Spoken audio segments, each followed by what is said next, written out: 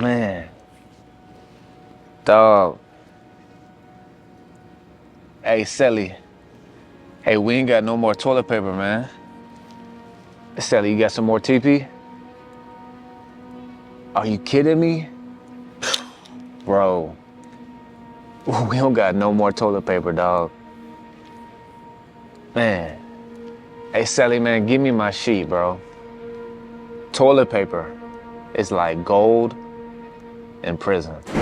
Fam, what's going on, man? It's your boy E.I. the King, and this is the Incarceration Podcast. Today, I'm talking about how toilet paper is literally gold in prison, especially at a JIT camp gladiator school in the state of Florida's prisons. So before we go ahead and check out this video, man, y'all do me a favor. Like this video, subscribe to this channel if you haven't, and let's go ahead and check out this prison tale where I talk about how toilet paper is literally gold in prison, especially at gladiator school, JIT camp in Florida prisons. I remember I was 19 years old at Lake City Correctional Facility, a private prison in the state of Florida ran by CCA, Corrections Corporation of America. Now, it's a beautiful prison, bro. Brand new. I just left Indian River. And everybody wanted to go to Lake City because it was a private spot. The canteen was a lot cheaper. The state trays were fire. They were way better than regular DOC state facility prison trays. Food was good. Administration was sweet. Everybody wanted to go. But one thing I soon began to realize when I got to this prison was that toilet paper was like gold in the prison. To this day, I don't know why exactly toilet paper was so rare. They only handed out one roll a week for every convict, which was probably about maybe 1,300 at tops throughout the entire institution. But a roll of toilet paper, especially when you use it for cleaning out your bowls or wiping down the toilet seat or use it as like a paper towel or whatever, a roll will barely last you a week. And one thing about toilet paper is because it was so rare, people stole toilet paper all the time, not only from people's cells or people borrowed it, they wouldn't give it back, but people would steal it from the boxes when they be passing it out. So toilet paper was like a rare commodity in prison, to the point to where a roll of toilet paper could sometimes sell on the compound for $2. Normally at any other institution it's like a suit for a roll of toilet paper, but at this prison a roll of toilet paper was going for $2. Absolutely insane. So when I first got to this prison, I learned this lesson the hard way, to be very conservative of my toilet paper. And as I mentioned earlier at the beginning of this video, I was literally taking a crap mid-squeeze when I looked around the commode where we normally sit our toilet paper on the back of the sink, that I realized me and my cellie didn't have any more toilet paper. So I'm sitting here on the toilet, all my crap in the toilet bowl. Now I'm done handling my business and I gotta wipe. I look back and there is no toilet paper. So I asked my cellie, who's rolled over facing the wall so I can have my privacy, "Cellie, you got some TP?" "Nah, bro, he don't got no toilet paper." So I'm thinking he's joking. I'm like, "Bro, come on, let me borrow your TP." He's like, "Bro, I'm serious, I don't got none." So I'm sitting here on the toilet bowl, looking at my shower slides and my socks on my feet, thinking I could use a sock. But I had a few extra sheets that I always kept when people were released so I could use for working out. So I said, "Cellie, man, just go ahead and give me my sheet." He grabbed my sheet, threw it to me without looking. I grabbed it, started ripping it into little squares, to where my sheet then became my toilet paper. But you think that that would be rare. That wasn't the only time that I used my sheet as toilet paper. I probably had to do that about a few more times while I was at that prison. But after that, I never got caught on the toilet without toilet paper. I would already have my sheet cut up in little squares as little pieces of toilet paper to handle my business and to wipe myself when I was done taking a crap. And you would think that, okay, maybe this doesn't happen that often. Nah, bro, I could tell you countless convicts who had to do the same thing. Some homies would use old boxers, some homies would use socks. A lot of people mostly use sheets because sheets were easier to come by. But it was just crazy because the administration was not spending their money appropriately when it comes to buying enough toilet paper for the entire incarcerated population at this prison.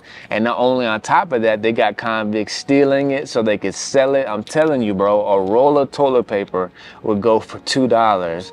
And which that day they caught me slipping, and I had to wipe with my sheet, my linen sheet, because I and my cellie were out of toilet paper. Simple things like that make you truly cherish your freedom. I remember whenever I first got out, for the first couple months, I made it my business to buy the best of the best toilet paper, because obviously the toilet paper in prison that they pass out is kind of rough, you know what I mean? It's kind of like paper. So whenever you come out here and you use good toilet paper, you know, some triple layered Charmin or something, you know, it is a luxury and a privilege and a blessing that any convict can truly appreciate. So today's video, I'm reminding all convicts watching this that, bro, one day being separated from our children, our families, and loved ones, removed from society, placed in incarceration, is one day too long. Man, stay out the way. Enjoy your freedom. We're out here. Toilet paper is plentiful. All right, fam, this your boy E.I. the King, and this is the Incarceration Podcast. Y'all do me a favor, man. Y'all go ahead and hype this video. Let me know if you enjoyed this series of prison tales. Let me know how you feel about the video. Go ahead and put it in the comments. So look, man, I got an HBO-style series on the 4-episode playlist. It's a chronological journey about my 12 years in prison. It's called The Incarceration. Season 1 has been out, but Season 2 is just now coming out. But to access it, you have to become an all-access member to this channel. And this is a preview clip of Season 2 right here. Boom, boom, boom, boom.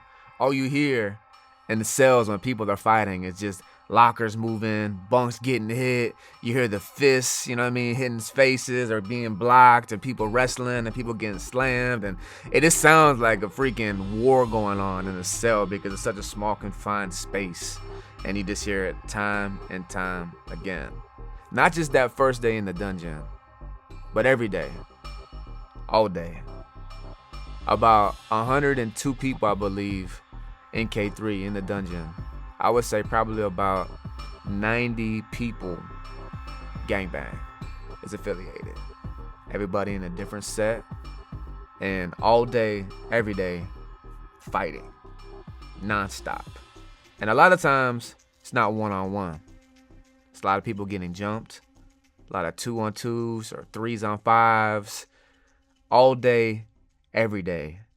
No exaggeration. When the police see the fighting, majority of the time, they won't even break it up, won't even look, won't even lock down the dorm, just put a blind eye to it and keep on going. Non-stop chaos, all day, every day. No exaggeration.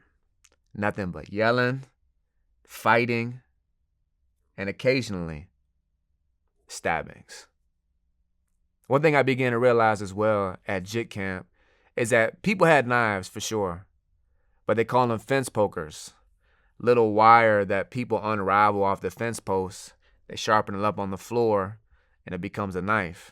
But they're small and they're really skinny. And also, if you didn't know, man, I am a rapper. My artist name is E.I. the King. You can find my music wherever you listen to your music at. Go to my artist YouTube channel, E.I. the King, to check out my music videos. Follow me on Instagram, E.I. the King, TikTok, E.I. the King, E.I. the King Official, and family. I got 3 other YouTube channels. My official artist channel, E.I. the King. Go check out my music videos.